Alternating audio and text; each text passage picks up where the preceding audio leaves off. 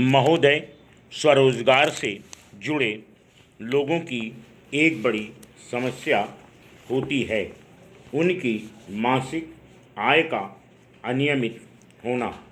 कभी कभी तो काफ़ी अच्छी आमदनी होती है और कभी कभी परिवार का खर्च चलाना कठिन हो जाता है। छोटे स्तर पर या मध्यम स्तर पर स्वरोजगार करने वाला इस तरह की परेशानी से प्रायः सामना होता रहता है।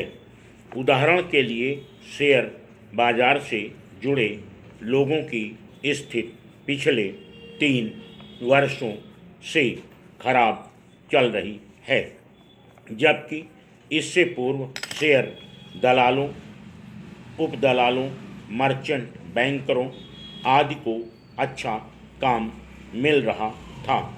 इस तरह के रोजगार से जुड़े लोग हमेशा भविष्य का सही आकलन नहीं कर पाते और इस कारण उनके लिए इस तरह की बचत योजनाओं में हिस्सा लेना कठिन है हो जाता है, जिसमें प्रत्येक माह एक निश्चित राशि जमा करनी होती है। स्वरोजगार करने वालों को एक ऐसी बचत योजना चाहिए जिसमें इस बात की स्वतंत्रता हो कि बचतकर्ता समयानुसार जितना संभव हो उतना ही निवेश कर सके। सार्वजनिक भविष्य निधि भारत सरकार के वित्त मंत्रालय के अधीन चलने वाले विभाग राष्ट्रीय बचत संगठन की ऐसी ही एक योजना है। पीपीएफ चाहे तो प्रत्येक महीने पैसा जमा करा सकते हैं और यदि आर्थिक संकट में हैं तो पूरे वर्ष में मात्र एक बार केवल 100 रुपये जमा करके भी अपने खाते को जीवित रख सकते हैं। लेकिन यदि किसी कारण से वह 100 रुपया भी आप किसी वर्ष नहीं जमा करा पाए हैं तो भी कोई बात नहीं।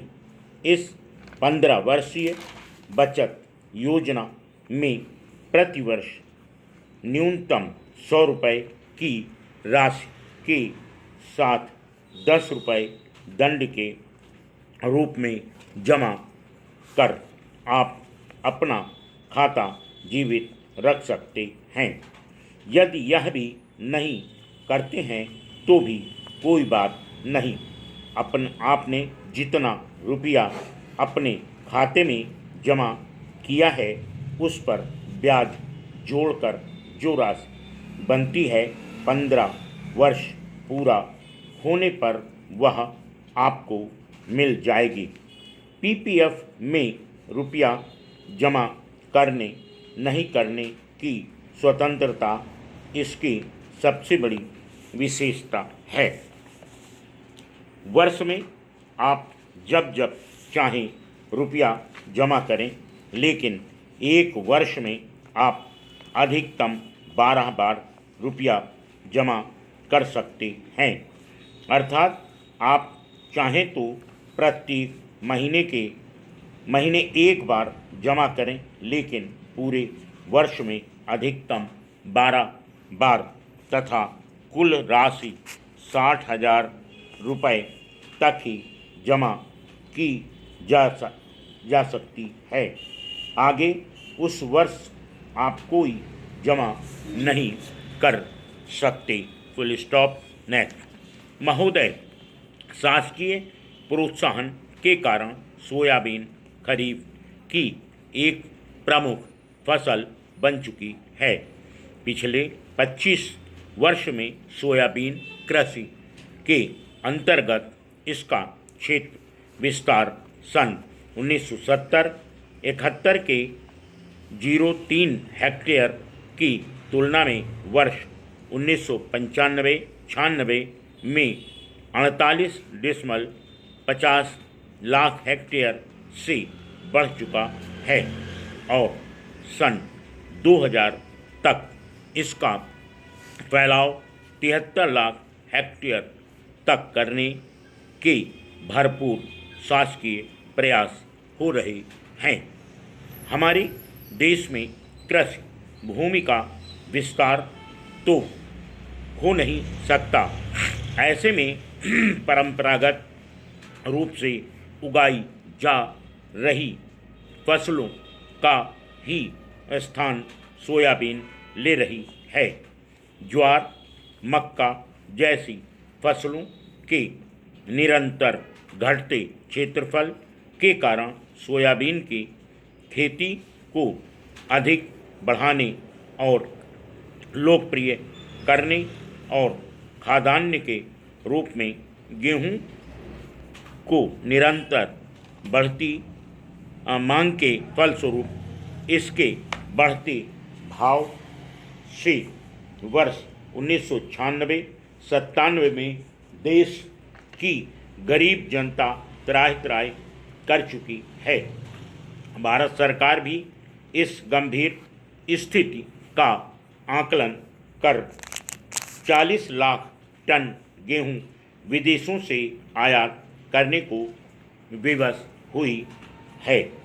ऐसे में परिस्थितियों का मनमाना अंदाज लगाते हुए कृषि प्रणाली के बदलते स्वरूप को देश की आवश्यकताओं के अनुरूप सही दिशा न देकर हमारे राजनेता और शीर्ष अधिकारी स्वर्ण मृग रूपी विदेशी मुद्रा के मोहजाल में फंसकर निर्यात प्रोत्साहन के लिए सोयाबीन उत्पादन को आवश्यकता से अधिक बढ़ावा दे रहे हैं।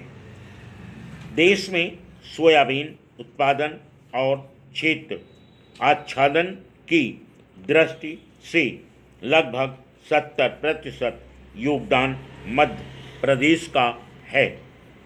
मालवा, मध्य भारत, महाकौशल से ज्वार, मक्का जैसी परंपरागत फसलें सिमट गई हैं और अब धान उत्पादन क्षेत्र छत्तीसगढ़ की बारी है, जहां प्रदेश शासन 1 लाख हेक्टेयर क्षेत्र में सोयाबीन के फैलाव की योजना बना रही है।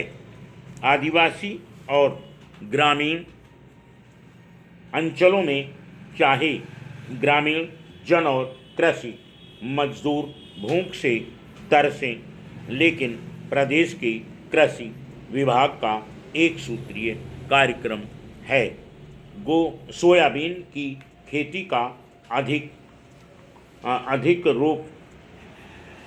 अधिक विस्तार कृषि प्रणाली के इस बदलाव के कारण परंपरागत फसलों की तुलना में इससे चाहे जरा भूसा कम मिले, पर पशुधन भूख से बिलबिला रहे सोयाबीन का मानव खाद्य के रूप में प्रचलन भले ही न हो।